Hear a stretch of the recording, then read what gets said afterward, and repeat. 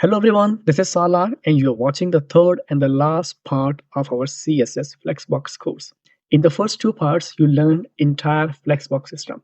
And now it's time to put everything together and develop this interesting layout. This layout is responsive and adjustable on different screen sizes.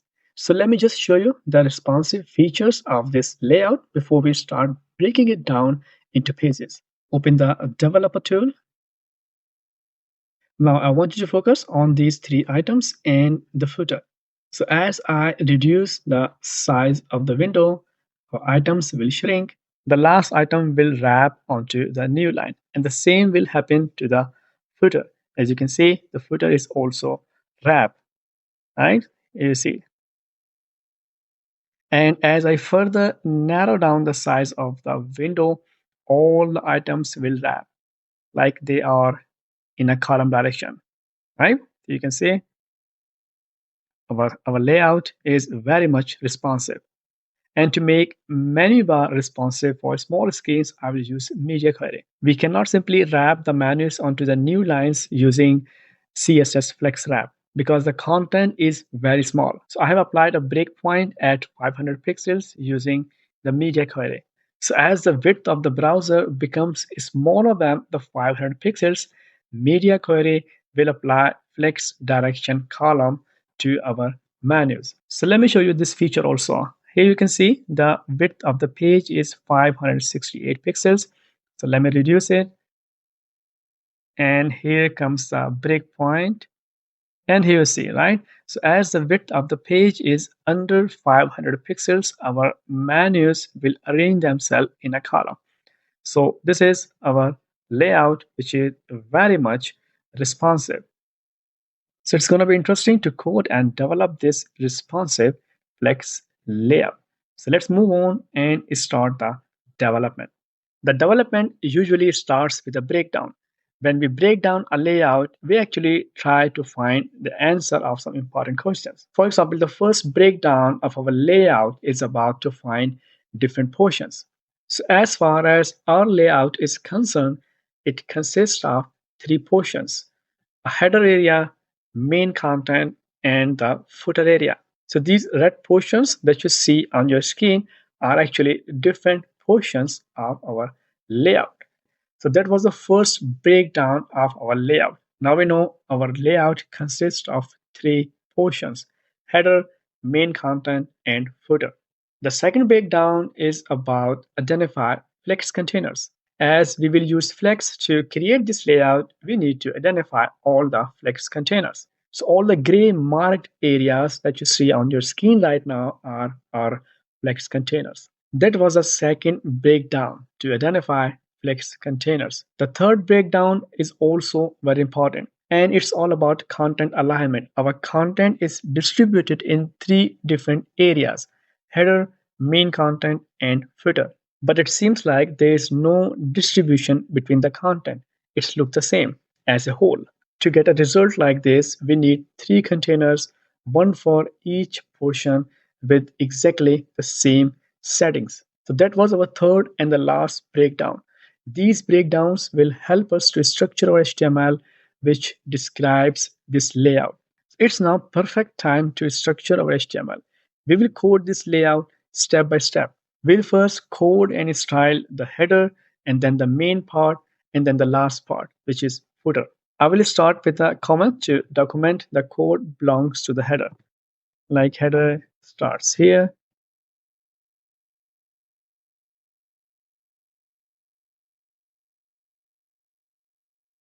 The entire header should be inside a header container with a class site header, like this. Inside this header container, we need another container. I can take a div here with a class content alignment. You remember the third breakdown. Our content is beautifully aligned in the center of the page, and the content is distributed into three different portions. So this content alignment container will put the content to the center of the page, and it will repeat itself in other portions of the layout. Now inside this content alignment container, we will put our content. The first thing on our layout is the navigations. So we take a navigation container with the class nav. sorry, nav, and here we will wrap all our navigations. So we have four navigations, so create four anchor elements with a class button like this, and put the text as we have on our layout. Home,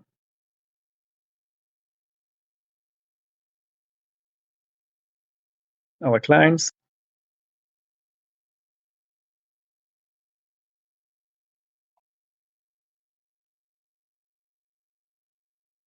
and carriers. The first navigation is our primary navigation. It has a different style, like you see here in the layout. And to style it differently, you can put another class to it, like btn primary. And this nav container will become our flex container later on. Now, our site header also has a title text. So we are going to take a container here with a class title. We will always remain inside the content alignment containers. All the content should be inside this container. Our site's title is a text. We do great things using CSS Flexbox. And there's also a learn more button. So in our title container, we will take h1, and here we will write, we do great things. Now we will take h2 container using CSS Flexbox. And here we can also put learn more button link.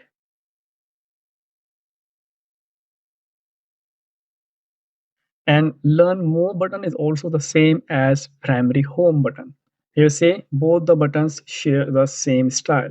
So we can also apply btn primary class to this button also. So this is our simple HTML structure for the header section of our layout. So let's see the output of this HTML in the browser first before we start writing the CSS. Here we have the output of our HTML. No CSS is involved at this time.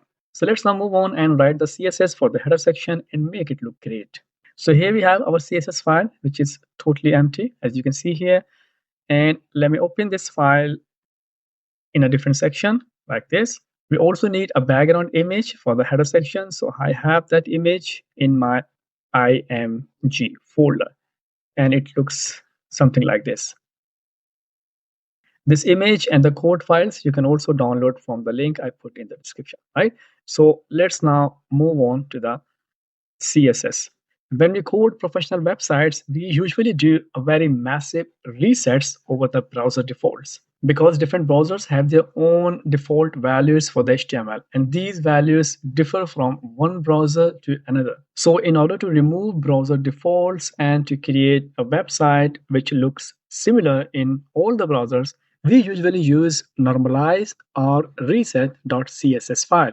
These files are pre-written and can easily be found on the internet. So if you want to give it a try, do that. However, in our project, I will do a very simple and basic reset in a universal selector. So let's start with the reset, where we are going to reset the margin, heading, and we'll set box sizing to border box. So this simple reset in a universal selector is actually enough for our project. After that, I will apply some settings on the body element. So let's grab the body element. It starts with the font family.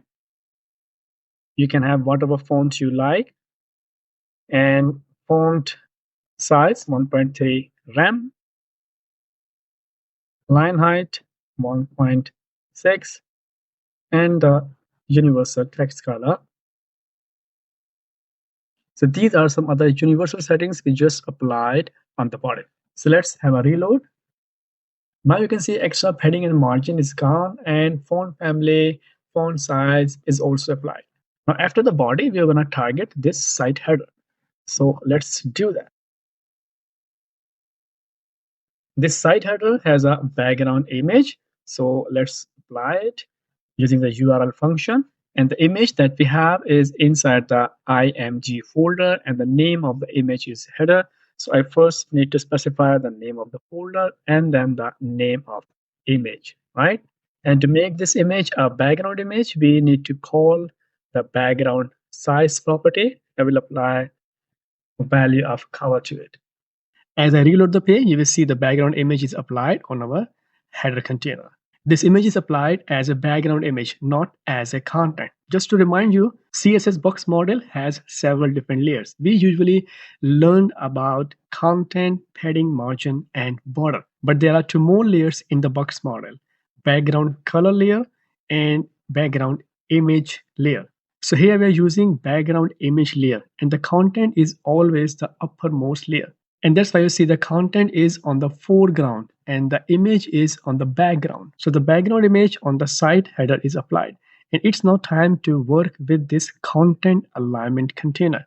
This container is very important, like I told you before. So simply grab this container in the CSS like this.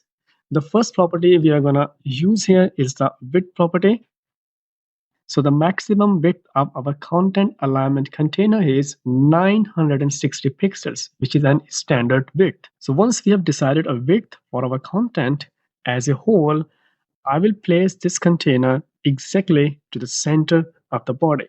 And for that, I will use margin zero auto technique. It's a very old and traditional technique to place a block in the middle of the page horizontally. At the same time, I will apply some heading to this container, let's say 1.5 rem.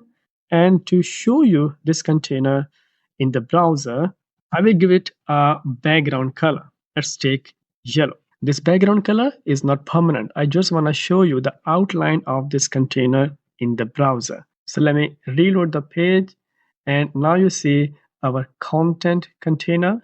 You see the background, and the container is in the middle of the body, and it has some padding as well. I will recommend you to work with the background colors to study the output and the rendering process in the browser. Now we don't need this yellow color as we have studied the output. So I will delete it. So this is our content alignment settings, which we are going to apply to other sections later on. Move on, and it's now time for our navigations. Our nav container is a flex container and all the navigations are flex items. So I will first select the nav container and we'll simply apply display flex on it and then justify content space between to distribute the space amongst the elements. And I will put some padding inside the nav container. Let's select 1.5 RAM. So as I reload the page, you will see an output like this. The flex is applied and the container space is simply distributed using the justify content property. Now after that, we need to apply some basic properties to style our menus. Now I will select all the menus at a time like this. They share a same class, btn, and here we have bunch of properties to apply. First property is display inline block so that the width can be applied. Now I will apply width, which is 23 or 24%. Border none, border radius, 4 pixels, and background color and the text color, which is black. The cursor is pointer and some left and right padding. And now I will apply some text related properties like text, decoration none, text align, center, text, sorry, text transform, uppercase, and font size is 0.8 rem. So these are the bunch of properties for our menus. Let's have a reload and here you see our menus. Let's now apply some hover effects on our menus, and for that we need to call the hover class like this, and here we will slightly fade out the background color. So the hover effect is also applied. Check it out, reload, and here you can see the background color is fading out. One last thing here is this home button. It has a different look. It is a primary button. So simply grab this primary button like this, which is inside the container. It will have a different background color and the text color is actually white. And when the hover is performed on the primary button, it will slightly change its background color. So let's have a reload and output so you can see. And now hover is also working. Now the learn more button looks exactly the same as the home button. So what we can do, we can apply the same properties to our learn more button. We just need to create a group selector here like title, BTN, primary, and we'll do the same here, title, BTN primary, and the hover. Apart from these different properties, all the buttons share some common styles which we have here. That means we need to change this selector into the group selector and we'll apply same styles to this learn more button. So that was the right thing to do. And now the learn more and the home button will look exactly the same. And here you see the output. No difference between these two buttons. The next thing is we need to put this entire content in the middle of the content alignment container. And for that, I will simply select this title container like this, and we'll apply text align center. That's it. As I reload, you will see this entire content will be in the middle of the container. So let me reload, and here you see the output. If you are wondering how this text align center works on block as well as inline elements and this margin zero auto, I already have a lecture on these two properties where I showed how to use these properties and some comparisons. So you can watch that lecture if you want to learn about margin with the value zero auto and text align with center. I will put the link in the description. So our site header is almost ready and we just need to increase the size of our title text. So we can do this very fast.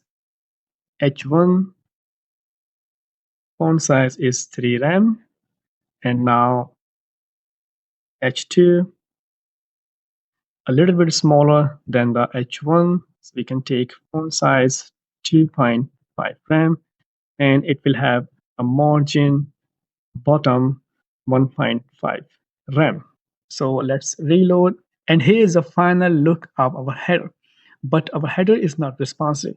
These menus will collapse when the window size gets smaller. And to make it responsive, like I told you before, we will apply media query. Let me first show you the problem with our menu.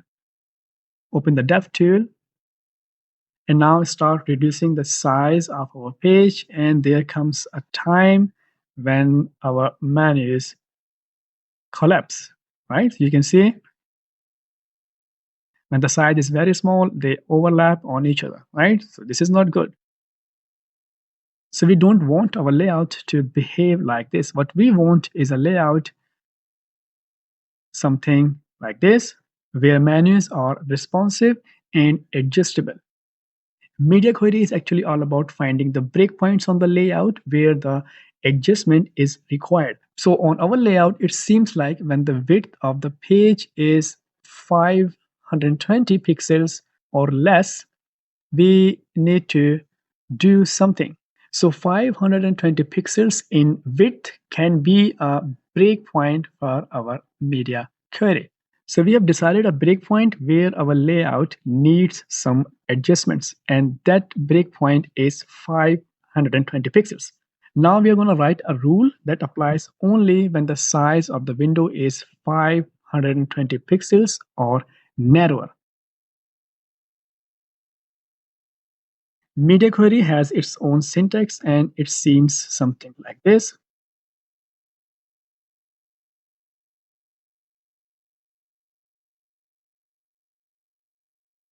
So here is a simple media query rule which applies when the window or the browser size is 500 pixels or narrower. Now what we're going to do inside this media query rule, we will change our CSS to make this navigation bar responsive. This nav is a flex container and the direction is set row. And here we have it.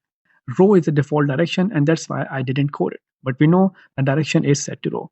Now in the media query, we will again select our flex container and we'll only change the direction from row to column. And at the same time, I will select all the flex items like this and will give them margin bottom like 2 pixels. Now, as the window size hits 500 pixels or become narrower, this rule will apply. So let's reload the page and check the output there. And this is our breakpoint. Wait a minute. I think we decided 520 pixels, right? So let's have a reload. And here you see the width is 550. So let me reduce the size of the window and you see media queries are working. So as the window size becomes 520 or smaller, flex direction column is applied. And now to make our menus stretch from left to right in the container, we can apply a width of 100%. So to all the menus, we would say stretch 100% in the container. So this part is done. We can do another improvement here. We can also reduce the size of our title text. When the size of the window gets smaller, the size of the H1, this one, will become 2.5 RAM, and the size of the H2 will become 2 RAM. And everything will happen at this breakpoint. Now reload the page and you will see a better version of our layout. The menus are now responsive and the size of our title text is also reduced, right? Our header is now completely programmed. I think so. It looks great and we don't need to spend more time on it. So let's move on to the next part of our layout. The next part is actually this middle part in our layout. Here we have 3 items in a row as well as a heading at the top. Let's start with the HTML and code the structure of this part. Now we will leave this header container but remain inside the body and code the main section of our layout. So I will once again start with a comment like main section starts here.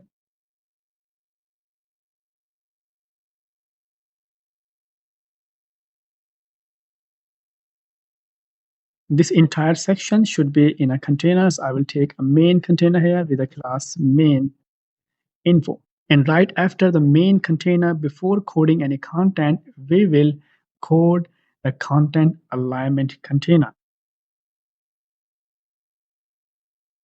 So here you see how we apply the logic and reuse our CSS code. The same CSS that we have here is first applied to the content alignment container, which is inside the header. And now we are using the same CSS on another container, which is now inside the main section, right? So using this logic, you can have better alignment on your content, which is distributed over different sections. Now we are good to put our content as content alignment container is in place. So the first thing here we will put is the heading. Let's take some words here, 5 words. After the heading, we will code 3 different items inside this main section. I mean these 3 items. Before we code them, I just want to put our breakdown number 2 back on the screen. In the second breakdown, we outlined our flex containers. So have a look at the middle section. These 3 items should be inside a container because they are flex items. But it does not end here. Each flex item will also become a flex container for its elements, right? So here we have flex inside flex. An element at a time can be a flex item and a flex container for its elements. So this part is gonna be interesting. So let's just take a div which gonna be a flex container for our items. So we have a flex container with the class boxes. Now each item card consists of at least 2 elements, a paragraph and a button. So to group them, we further need a container. And here we will code the content, a paragraph for the text and an anchor element for the more info button.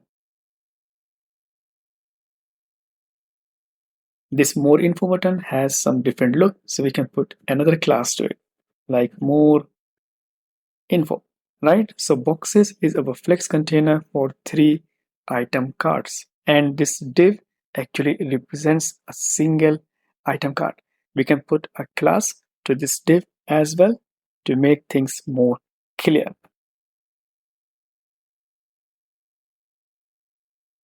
Now it will make more sense. Boxes is for 3 item card boxes, and here is a code for a single item card. As we have 3 item cards, we need to repeat this code 2 more times, like this.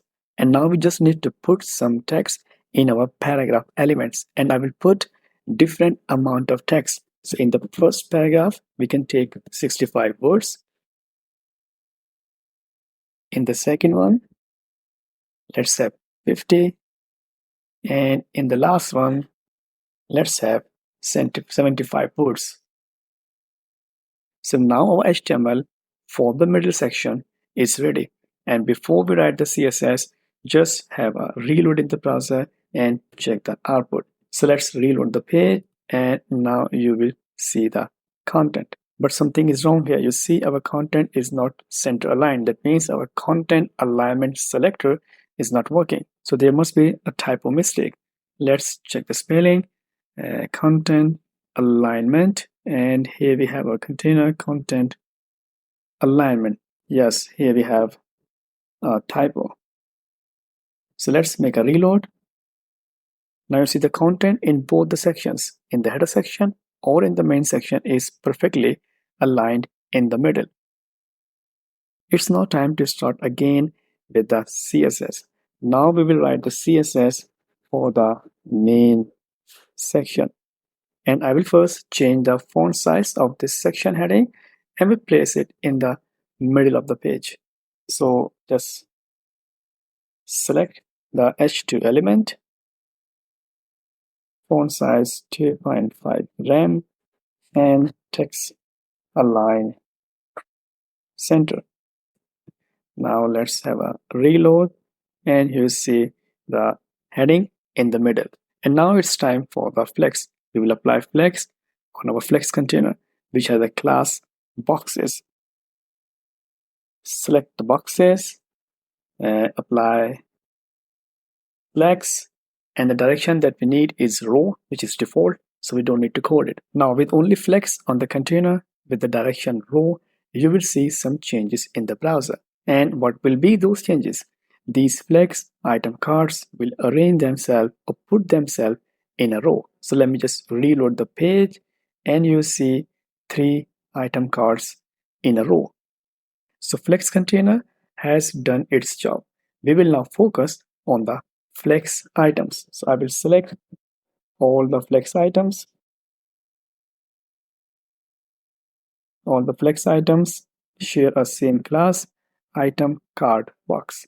We will first apply some basic properties before we make our item cards equal in width using the flex item label properties. So let's change the font size 0.9 rem, apply some padding 0.6 rem, and margin 0.6 rem, border radius of 5 pixels. The last one is background color. Now reload the page, and you see all the properties are applied. And now we will make them equal in width. As you can see, the item card with more content is wider than the item card with less content. We haven't said anything about the width, so Flex is deciding by itself based on the content. But now we will apply the width and make them equal. To apply the width on our Flex item cards, I will use Flex basis property. You remember this property from the second part of this course. You remember, right? What does this property do? It sets the initial size of the flex items. So the initial size for each item card or the flex item, let's say, is 25%. Now the each item card will takes up a width of 25%. As we have 3 item cards, so 75% is now reserved for the flex items. Another 25% is still there inside the flex container. So let me just put a background color to the flex container, to show you the outline of the container and the available space. So let's have a reload. Now you see the flex container in the background, and each flex item has an initial width of 25%. The remaining 25% is here, and some is taken by the margin. If you remember in the second part, when we studied flex basis property together with the flex grow, we had an output similar to this one. And I told you at that time the flex basis sets the initial size of a flex item before flex grow or flex shrink is applied on it. That means initial width decided by the flex basis property can't be disturbed by flex grow or flex shrink. So if I apply flex grow 1 on our flex items, they will grow by same amount inside the container because here we have some space available. And the size in terms of width won't be disturbed because the flex basis is already there. As flex basis is there and controls the initial size, and we still have some positive available space in the container, so we can make our flex items to grow further to fill the space of the container. Using the flex grow, the value 1 means all the items will grow by the same amount. At the same time, we can also apply flex shrink with 1. Now our flex item will grow and shrink by the same amount. Now as I reload the page, you will see our item will grow further and utilize this positive free space. So let me reload the page, and here you see the output. The item card look good now, and they will be looking good as long as the browser window size is good. If the size is reduced, they will become ugly. We need to make these items fall or wrap onto the new line. Now you see what will happen when the window size gets smaller. You can see, you see, that doesn't look good now. We need to make them fall or wrap when the size of the window or the container is reduced. And the only thing that you need to do here is just activate the flex wrap property to wrap. Now our flex items will wrap onto the new line when the size of the container is not enough. And when an item wrap onto the new line, it will automatically grow 100% inside the container because flex grow is set to 1. Reload the page and start reducing the window size. You will see flex magic. Little bit more, more, more. No, it's not working. I think there is something wrong with our code.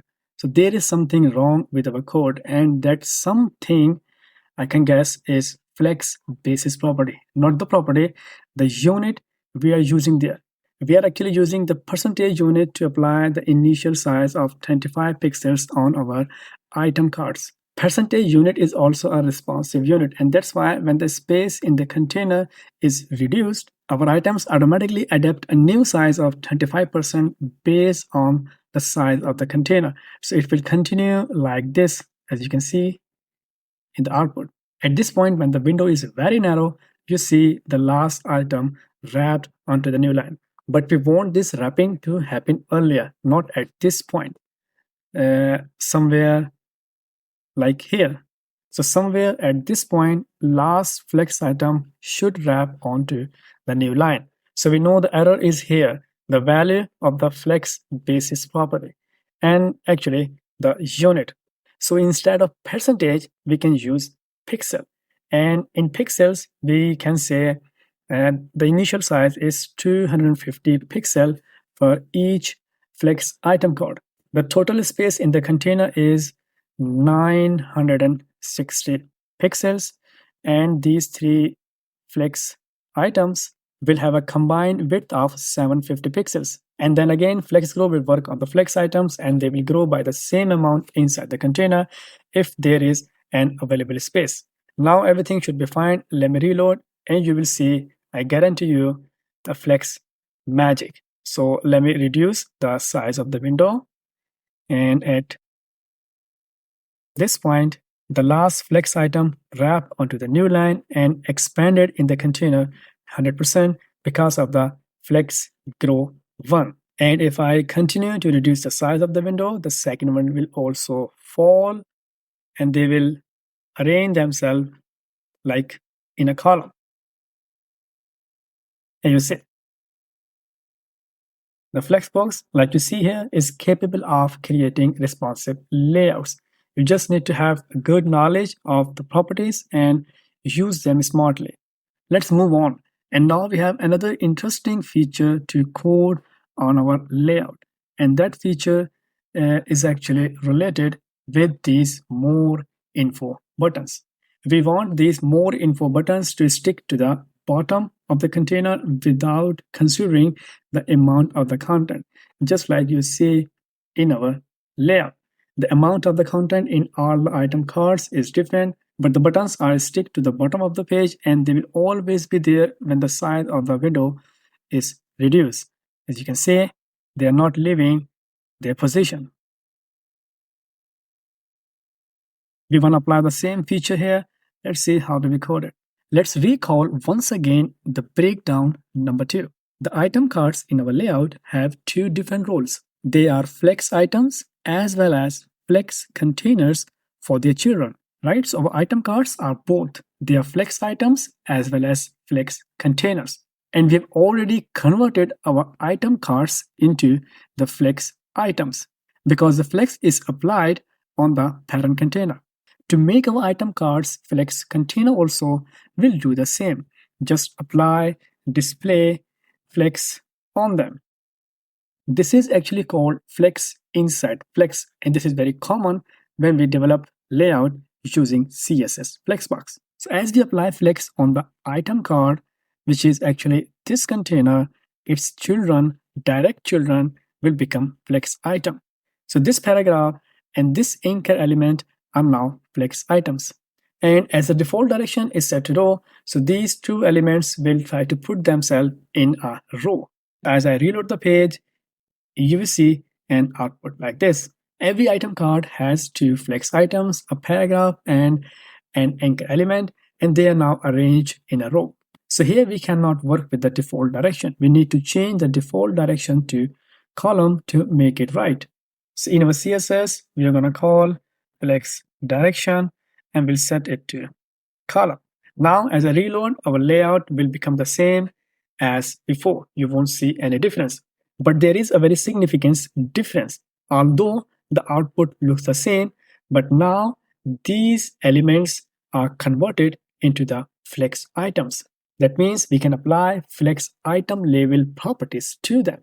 So this anchor element in all the flex item card is now a flex item and it can accept item label properties. So what we're going to do here, we will first select all the anchor elements using the selector like boxes and more info, right? We are working all the time with the classes. That simply means select all the more info class elements which are inside the boxes class element. So once we have selected all the anchor elements or the buttons, we will apply margin top auto. Margin top auto is a CSS technique that will push the element to the bottom of the page and will take care of the margin which is in between the element and the other content. As I reload the page, you will see our more info buttons will move down to the bottom. So let me reload and you will see the output. So the margin in between is different in different item cards and we don't exactly know the amount of the margin. That's why we use the value auto to let the browser take care of it. Now we have successfully placed our buttons to the bottom of the item cards. And to put them in the center or in the middle, we can apply align cell property, which is a flex item label property. We have already discussed this property in the second part of our course. And what did you learn about this property in the second part? So let me recall that. When the direction is set to column, the align cell will move the item on the horizontal plane. So we have a very suitable condition here. Our direction is set to column in all the item cards and we just want to move this more info button on the horizontal plane. So what I will do on all the buttons, more info buttons, I will call align cell with the value center And at the same time, I will put margin bottom of 5 pixels. Let's make a reload, and now we see all the more info buttons are now exactly in the middle of the item cards, and they will now stick there all the times as we minimize or maximize our browser window. Right now, one last thing here is to apply some more CSS on the buttons to make them look like as we have in our example layout. So our more info buttons will also share some same properties which we have applied earlier here. So let's expand this group selector here and we'll put more info buttons. Now all these properties are also shared by the more info buttons. So let's have a reload and here we see the output. In addition to the common styles, these buttons have their own styles as well, such as the background color and the size. So specific styles we are going to apply directly. And here we have the selector. So the width is 50%, background color is orange, border is none, and text color is white. And when the hover is performed, we will fade out the background color. Now the middle section of our layout is completely programmed, and that section is also responsive. So this yellow color, which we applied to study the output in the browser, is not needed now. Now reload the page and check the final look of our middle section. It looks good now and everything is on the right place. Now we only have the last section of our layout to program, and that section is actually this footer section. So let's start with the HTML and set up the code for the footer section. Scroll down the HTML file and right outside of this main info section, I will put another comment for the footer section. Footer starts here and ends here. Inside, I will code the entire footer section. The entire footer should also be grouped or inside its own container. So I will take a footer element with a class site footer. Now, once again, the same strategy, the same content. Before putting any content in the footer, I will apply my content alignment container. This align our footer content in the middle in relation to the other sections. Now, once again, have a look at our second breakdown. Our footer also contains a flex container. And inside that flex container, we need to create two flex items, a copyright text and the sign up form. So let's start with the flex container. Put a comment, flex container, take a div with another class, footer flex container. First flex item is a paragraph for the copyright text. So create a copyright paragraph. I will put some text here, copyright text like this.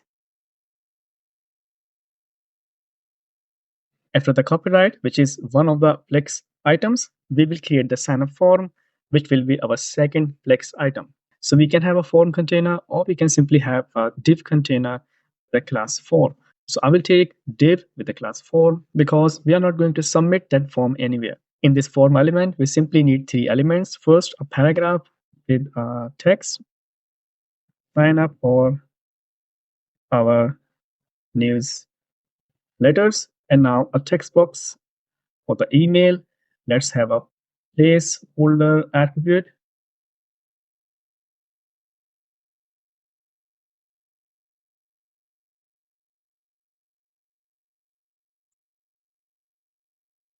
And a button in the last with the value submit.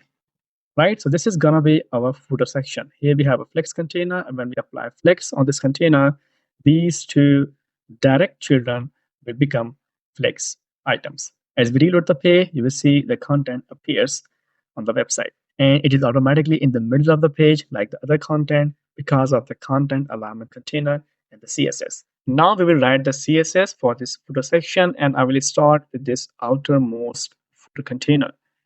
So let's scroll down, put a comment here, put a section CSS, and now select the container. It has a class, site footer. Site footer has a black background color.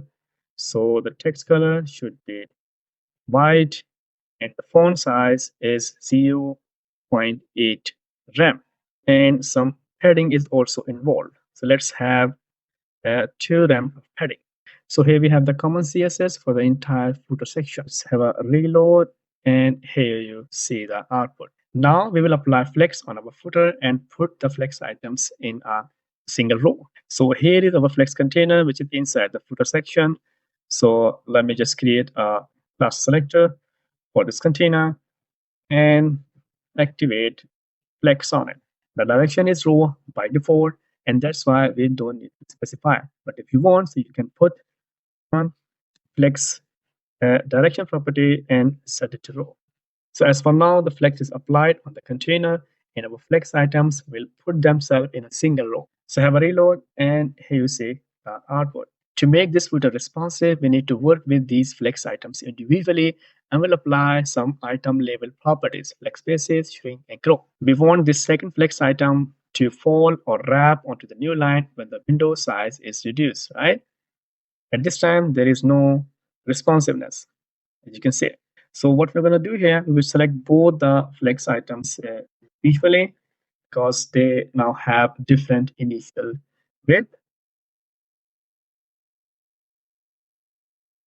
This is our first flex item and the second flex item. Let's start with the copyright section. This copyright area is wider than the sign up area. Here you see in our example layout, this copyright area is wider than the sign up area. And the total space in this content alignment container is 960 pixels. So using the flex basis, I will apply initial width of 500 pixels to this copyright area. And for the sign up, I will apply 250 pixels. Now the combined width of both the flex items is 750 pixels, and there is still some free space left in the container because the size of the container is 960 pixels. We can simply outline the container and the items in the browser by putting background colors. For study purpose, let me apply a background color on the container and on the item.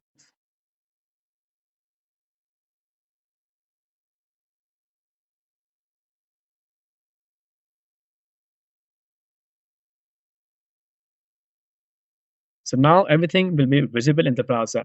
Let's have a reload.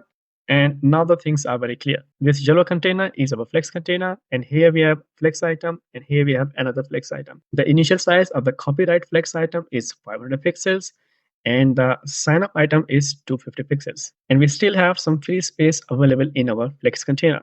So what we can do, we can make our flex items to grow and take up this available space. However, at this time, we won't make our flex items to grow by the same amount because we have already decided they should be in different size. Copyright should be wider than the sign up, but we want both of them to grow inside the container. However, the grow amount or the rate is now different. And what would be that grow rate? The copyright will grow twice as much as the sign up. In the middle section, we wanted to have same size flex item. They have same initial size and the grow rate, but in this case, the size is different and so the grow rate. So to our copyright item, I will apply flex grow with double rate. So I will use a value of 2 here. Form section, for the sign up section, I wanted to grow with a value of 1. Now copyright will grow twice as much as the size of the sign up section. At the same time, we can also activate flex shrink. The shrink rate will be the same in both the sections. As I reload the page, our items will grow by different amount or different rate and fill this available space. So let me reload, and here you see the output. Now you don't see the yellow background. That means our flex container is entirely taken or filled by the flex items. So as now we have put initial size on our flex items. So as we apply flex wrap on the container, they will start wrapping. So here we have our flex container. We don't need this yellow background color. So let's delete it. And now we will apply flex wrap wrap. You will see now a responsive behavior as we reduce the size of our browser window. So I have a reload and reduce the size of the browser window. They will wrap at some point, and here you see the wrap behavior. It looks amazing, right? Now, as this second flex item wraps onto the new line, I want this text box to expand and takes up this available space, just like we have in our example layout, right? So here you can see. So what we can do to make it expand, let me show you. Put your focus only on this form container. This is the last thing we need to fix in our layout. So I will start with creating some selectors. The first selector is the form selector, and form is a div container. The second selector will select the paragraph element which is inside the form. Third one will select the input element with type email.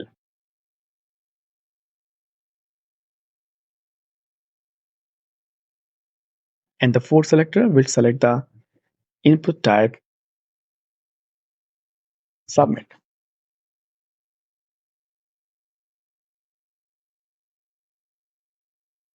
Right, so we have simply selected all the elements of the form container and the form itself. Now start with the form and make it a flex container with the flex direction row.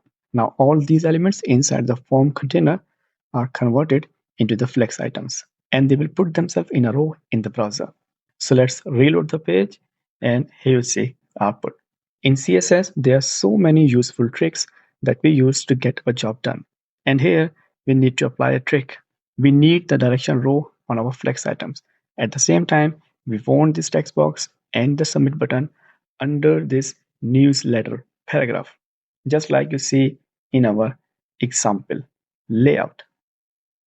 In other words, with direction row, we want direction column arrangement. So here we need to apply a trick which is very common in CSS Flex layouts. So on the form Flex container, we will also activate Flex wrap. When the Flex wrap is enabled, item can create a new row in the container. So after the Flex wrap, we will force paragraph element to expand in width 100%. And when it expands, the text box and the submit button will wrap onto the new line. So let me reload the page and you will see this happening. Here you can see that. It seems like we are working with the direction column, but it's not true. The direction is row. And now as this text box is a flex item, we can only make it grow inside the container using flex grow 1. So here we have our text box and we will simply apply flex grow 1. So have a reload and you will see the text box is expanded as much as it could. Now our footer section is almost ready. It is responsive and will look good. So let me just show you. And here you see. So we have accomplished what we wanted. Now we just need to apply some basic properties on this text box and the button. The text box, we will first have a height. Let's take 2.5 rem, heading, border, none, and some border radius.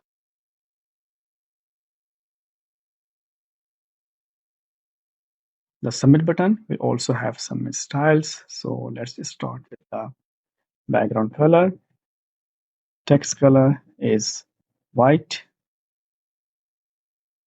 Text transform uppercase, and it will have same padding, uh, border, and border radius. And now we can delete the background colors we applied to our items. So my friends, our layout is complete now and we have achieved our target to create a responsive layout using CSS Flexbox. But don't go anywhere. We will do some improvement in our CSS before we wind up this lecture. But first, we will reload the page in the browser and check the output. So here is our page. Let's make a reload. And this is the final version of our layout. It looks good and will also be responsive. And now some improvements in the CSS. As you can see on several different locations in our CSS file, we have applied flex, grow, shrink, and basis. So in a flex system, there is a shorthand property which can also be used in order to represent this three line of code. And that property is called flex. So we can create a shortcut here, right? Flex. The first value is for flex grow. The second one is for flex shrink. And the last one is for flex basis, right? So this shorthand is a better version to use and it is also recommended. So now we don't need these properties. So let me just remove it. The same thing we can apply here. Just write the flex property. The first value is grow, shrink, and the flex basis value is 250 pixels, and remove the individual properties. There is another shorthand property to combine the direction and the wrap, and that shorthand property is called flex flow. So instead of having direction and wrap individually, we can write flex flow. The first value is the direction, which is row, and the second value is wrap. Now we can simply remove these two individual properties. So these were some improvements I just wanted to show you. Now we will reload our page in the browser one last time before we wind up this tutorial. So let's have a reload once again, and you see no difference in our layout. Reduce the size of the window and you will see our layout is responsive. You see the menus, flex items here, or the items card, and here we have our footer. So my friends, that was the last part of our CSS Flexbox course, and I hope you enjoyed it and learned a lot from it. I will see you around in some other tutorial. Thanks for watching.